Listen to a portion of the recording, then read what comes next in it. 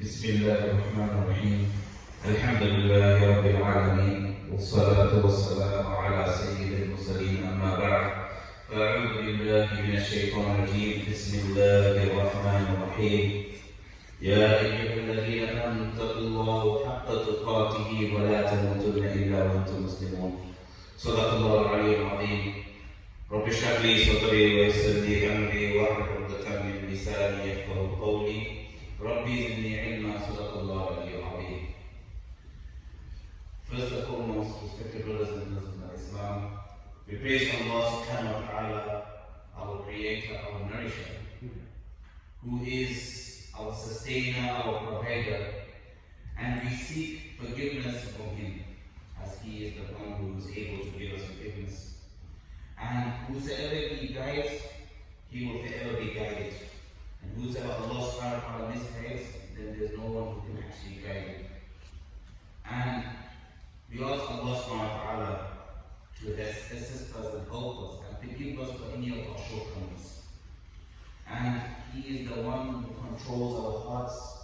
He knows the contents of our hearts.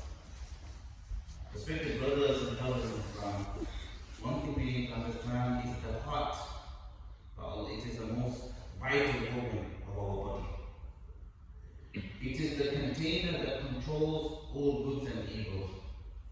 So if one's heart is sound and correct, then you will find that whatever comes out from him, with his actions, with his behavior, they will all be sound.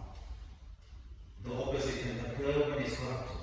The person's heart is corrupted, it will show in his actions. That is why Nabi sallallahu alaihi wasallam said in a hadith that comes in Bukhari and Muslim, and we would have heard this in our khutbas. Many khutbas, many ulama, they will mention this in the khutbah. Allah Nabi sallallahu alaihi wasallam, what will he say? Ala wa inna fil jasdi mudghah. That behold, in the body there is a particular limb, there is a particular flesh.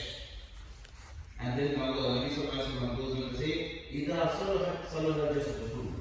If this flesh, it is sound, it is fine, it is correct, then the entire body will be sound. وَإِذَا فَسَدَتْ فَسَدَ الْجَسَدُ كُلُّهُ. But if this particular flesh, it is corrupted, it is poisoned, then the entire body will be poisoned. And then Nabi sallallahu alaihi wasallam goes on to explain, what is this? Then, Allah wa hiya al-qalb. That there, behold, this is the heart. Allah wa hiya al-qalb. So, respected brothers, the heart, it is a part of a Muslim that we need to ensure that it is correct. Because if the heart is not correct, it is not sound, then we'll find that in our actions, our akhlaq, our behavior, all of this will show, judge based on our hearts. And that inclination towards doing good actions is all solely about how well we have protected the heart. That is because, respected brothers, and as a Muslim, our goal should be to ensure that our heart is sound. This should be the ultimate goal of a Muslim. Because even in this worldly life, respected brothers, having a sound heart is very essential. For example, respected brothers, that joy and misery, it lies in the heart.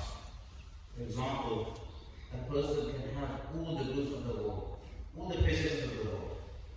But if he does not have contentment, if he's not satisfied with whatever he has, then what will happen? He will feel miserable. He will not be happy. You will have a frown on his face. You will see in his actions.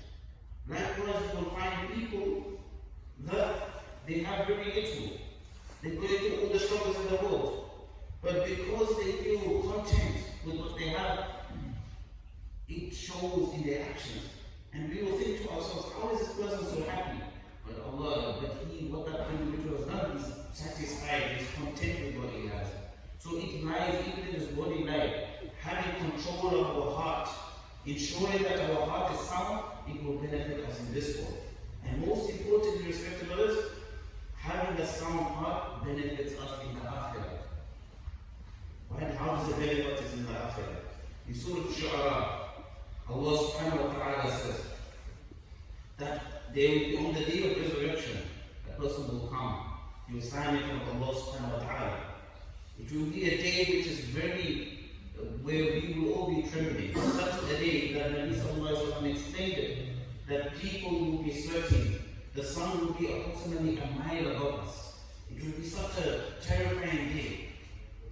And it will be a day that all of us, every single individual would want to ensure that they're successful.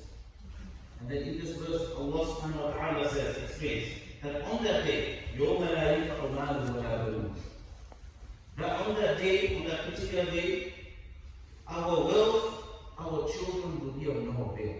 In this world, if we want to get out of situations, if we want to do something, sometimes giving the money, having our wealth will help us. We're in struggles, we can use our wealth. We need support, we've got our children, we've got people around us.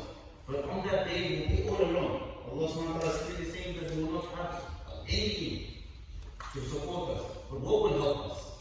Allah subhanahu wa ta'ala says, إِلَّا مَنْ أَتَى اللَّهُ بِقَلْبٍ سَلِيمٍ, except the one who comes with a sound, correct heart. So this is a benefit for the sound, having a sound heart doesn't just benefit in this world, but it benefits greater in the hereafter. So it's crucial to have a very sound heart. But again, this is easier said than done. We can talk about this, we can discuss it, but we have to understand that there are diseases that lurk around the heart, viruses that can corrupt the heart. And we're not talking about the physical viruses that come, the cardiological viruses that come. We're talking about the viruses that affect spiritually. And those viruses are such, which are, for example, hasad, jealousy, kibr, which is pride. These are diseases of the heart that has to be corrected. Today I would like to highlight and I would like to speak about one particular virus, one particular disease that sets off everything, and it is the root cause of all diseases. Allah subhanahu wa ta'ala says in the glorious Quran, and He mentions it in Surah Al-Hujurat, يَا أَيُّهَا الَّذِينَ آمَنُوا اجْتَنِبُوا كَثِيرًا مِنَ الظَّنِّ, all those who believe, اجْتَنِبُوا كَثِيرًا مِنَ الظَّنِّ, ensure that you refrain from suspicion, from bad thoughts. إِنَّ بَعْدَ الظَّنِّ إِثْمٌ, for very some thoughts, some of these thoughts are very sinful. وَلَا تَجَسَّسُوا وَلَا يَغْتَبْ بَعْضُكُمْ بَعْضًا, and do not spy, and do not backbite on each other. And then, interesting, respected brothers, it goes on to explain the sin of backbiting. That if you backbite, then it's like as if you're eating your brother's flesh. But what I want to highlight is that Allah subhanahu wa ta'ala mentions a various of sins. First He mentions having evil thoughts, then after that smiling, then after that He mentions about backbiting. So Allah subhanahu wa ta'ala, although He lists all of these sins together, one thing Allah subhanahu wa ta'ala is trying to show us, that the root cause for all the sins that lead on to one another is about our thoughts. It's about having suspicion, having these thoughts which are incorrect. And respected brothers, let us understand what is a dhan, what is a thought. So a thought, according to a definition of what a suspicion means, the definition is that it is an act or an instance of suspecting something is wrong without proof or side evidence. So we see something, we hear about something, we don't know if this is correct or not, we don't have evidence to back it. But because we heard it, we suspect it. This is a suspicion. And there are two stages of suspicions. Two stages of suspicion. One is a spontaneous thought that comes. We hear something, we say something, we have this thought about somebody. We hear, for example, we hear A is an alcoholic. We have this thought. And then we can easily dismiss this thought and say, no, he is a good person. Then the second part is the deliberate, where we entertain the thought.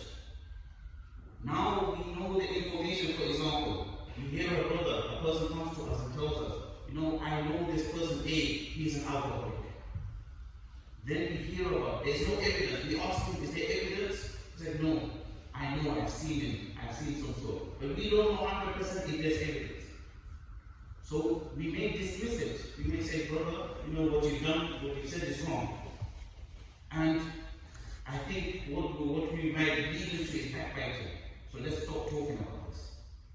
But what will happen after that is that sometimes this thought of that this person is an alcoholic may linger in the mind. And then we will actually ourselves sometimes entertain our thought. Is this person an alcoholic? Is he not? Is he alcoholic or not?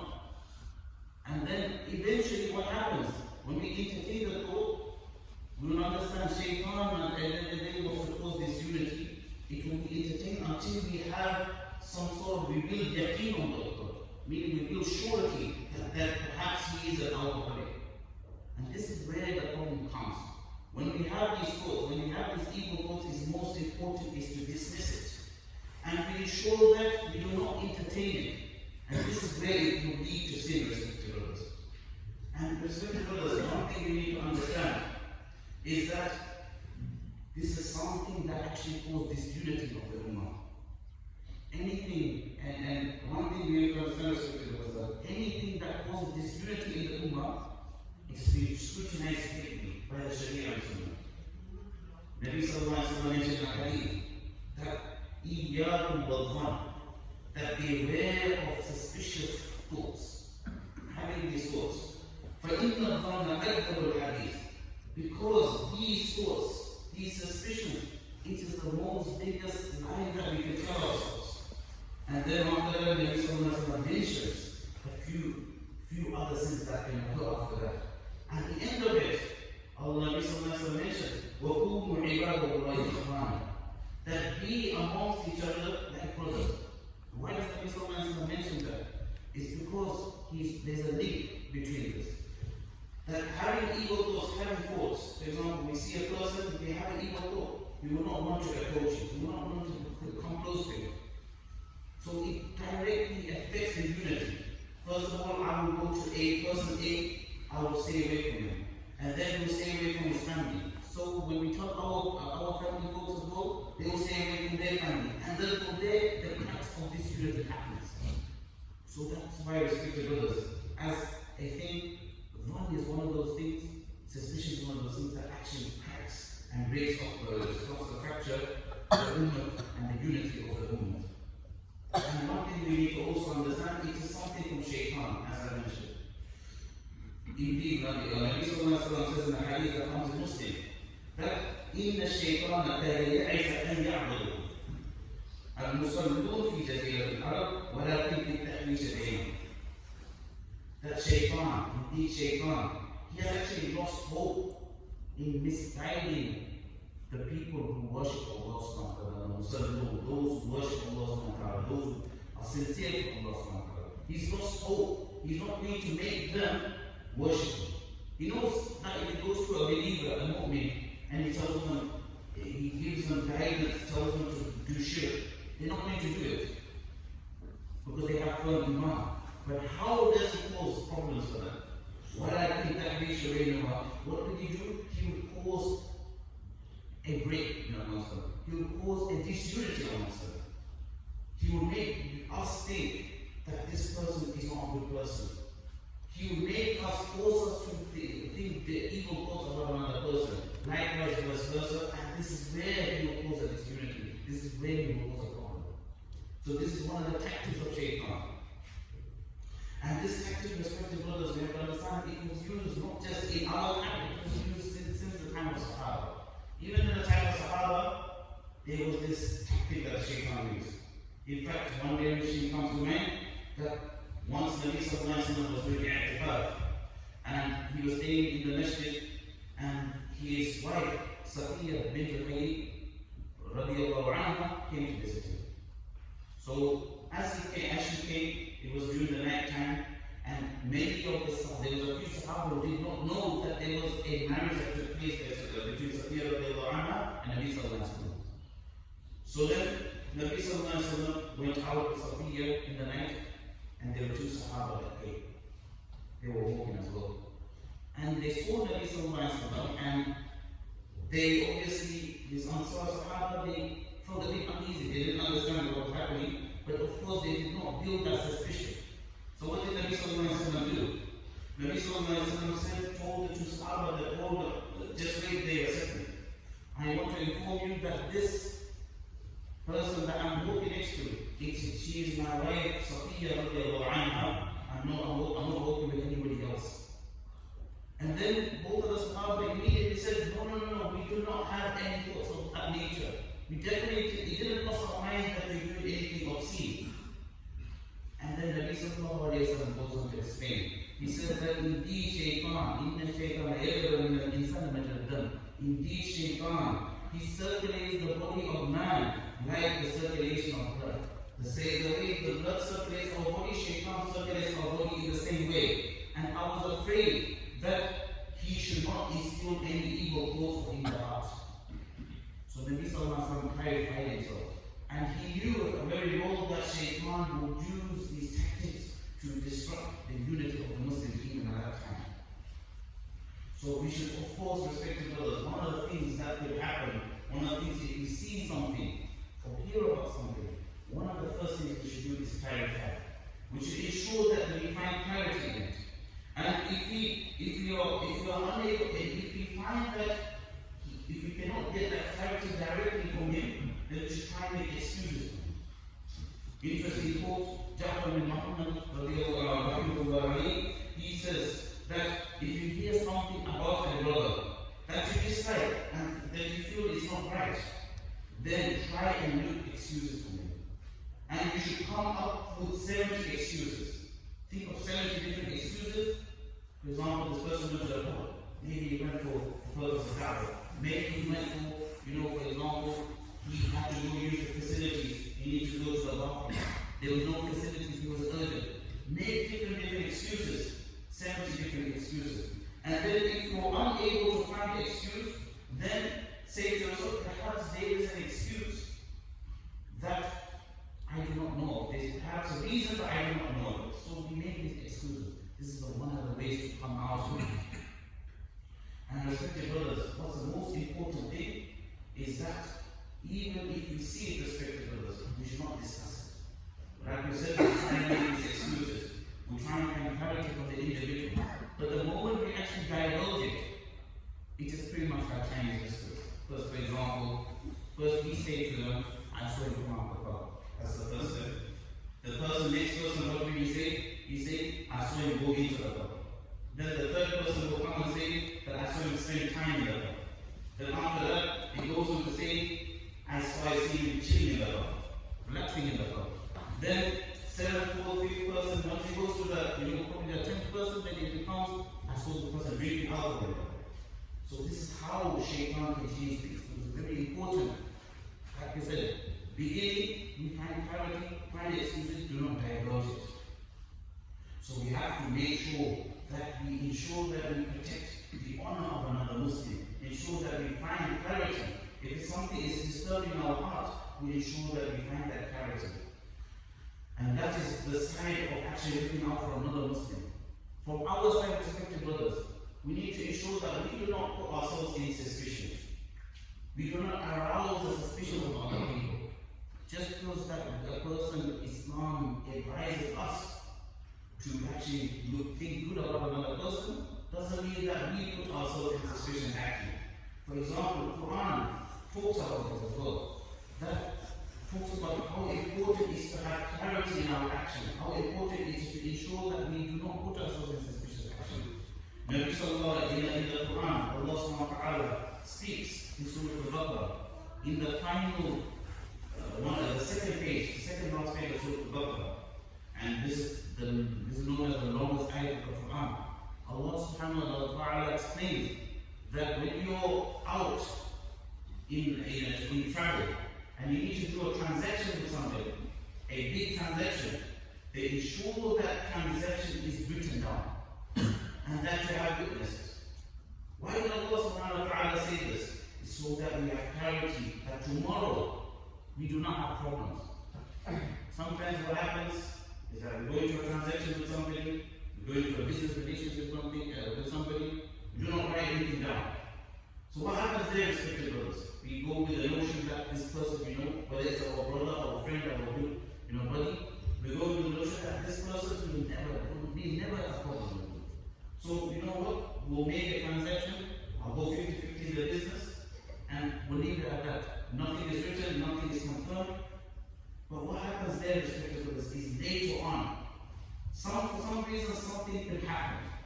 That something, although none of us have ill feelings towards each other, there's sometimes shaitan comes into the middle to disrupt the situation, disrupt the friendship. So what happens is that he will come in, he will start to think, no, my friend, I'm working much harder than him. I'm doing more than him. Why does he deserve 50%? The other person may think, I'm working harder than him. Why does he deserve 50%? And that's where the friendship, the relationship, it breaks up. So what's important is that we ensure that clarity happens in these businesses. We write it down. We ensure that we do everything properly. Likewise, in all our, this is just an example of business. Likewise, in all our actions, we ensure that we find clarity. We ensure that we do not put ourselves in suspicious actions. So, anyways, let's come to the final part, which is the solution. We're talking about thoughts about this person. Number one solution, respected brothers, just to sum it up, is the first thing is that we seek refuge from shaitan. When we have these thoughts, immediately say, A'udhu billahi min shaitan rajim. Ask Allah for refuge, shaitan, and Allah for refuge from shaitan. Because these thoughts are something that shaitan has aroused in us. And number two, sir, if we cannot find clarity, if we cannot still these thoughts are living in our mind, then go and find clarity. Clarify these doubts. Speak to the individual himself. Find out. I heard about this. Is this the case? Just find out if you're comfortable with it. If not, then at least try and make some excuses for himself. And remember, respected brothers, this is slightly off topic, that today we are living in such a world that the media can divulge and change things, the narrative of things, very easily. Just a few days I was listening to this recording where they're actually imitating the person's voice. For example, they have technology now that they can imitate our voice to make us, for that simulator to make us say words that we did not say. So today the media pictures, we've got photo shoot, we've got things that are there which can actually make us be present in a place which we're not present in. So hence we have to directly actually clarify this form of individual. And remember, respected brothers, that important is that the concept of Islam that we have is that innocent until proven guilty. And we do not put blame on a person. And even when we find that person guilty, we find that person is wrong, we need to ensure that we do not do anything that will make more disruption in his life. For example, if we feel the need that we can speak to somebody, we can speak to him, and there is, at the end of the day, we see some Islam, we see that he can be rectified through the actions that we take, then we should take those actions. Otherwise, respected brothers, we should actually make dua for that person. And remember this hadith of the Nabi sallallahu alaihi wasallam, Man satara musliman satara Allahu yawm al-qiyamah. That whosoever protects the honor of another Muslim, Allah subhanahu wa ta'ala will protect his honor, will cover his fault in the day of Qiyamah. And number three, respected brothers, this is to ensure that we do not fall into suspicious action, we do not cause arouse suspicion in others, is that we are transparent, we are open, we show. At the hadith of Nabi sallallahu alaihi wasallam, when he was walking with his wife, Safiya radiallahu anha, he thought they were very suspicious, he made sure that he was clear. That's number three. And number four, respected brothers, most importantly, we see somebody do something wrong, think about our own sins. Think about ourselves. Imagine Allah subhanahu wa ta'ala, we know ourselves, we know how we are. Allah subhanahu wa ta'ala has ensured, He covered us through His mercy, He's ensured that nobody actually sees us. Think about that and think how merciful Allah is. And we do the same to that next brother. May Allah subhanahu wa ta'ala give us tawfiq. أقول قولي هذا أستغفر الله لي ولكم ولسائر المسلمين أستغفروه إنه هو الغفور الرحيم.